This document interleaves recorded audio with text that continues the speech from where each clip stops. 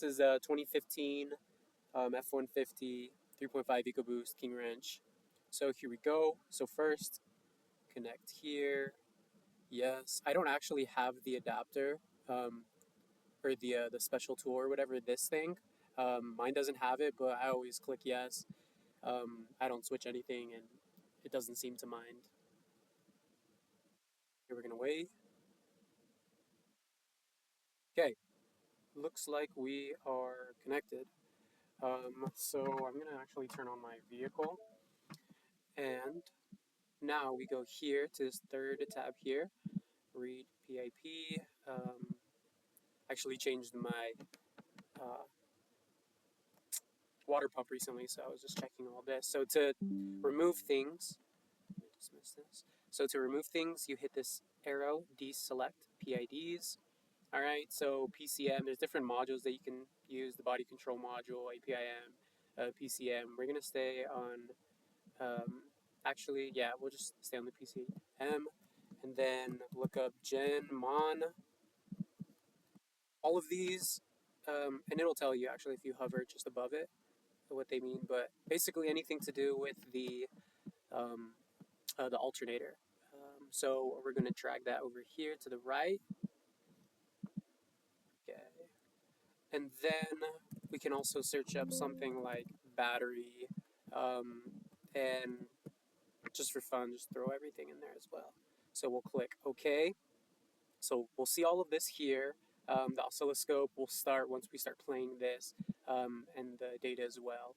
I like to keep it here in table. So once we hit play, and OK. So here we see that the alternator is charging, at, I believe, 40%.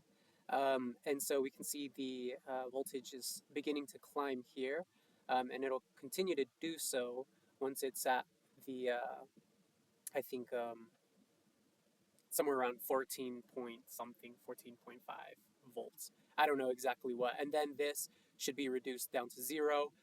If your alternator is failing, it will say fault here. And then this will also change to like 0. Um, and then I think there also, if there is a break in your line, I believe that it'll also have a fault here.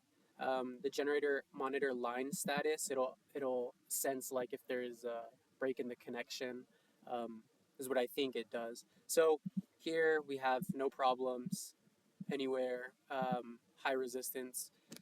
So that's really just how to check it. If you do have a problem though, this is my quick tip. So, okay, so you might have something here. I don't know what this is, but let's say you have something wrong with your, you have a check engine light.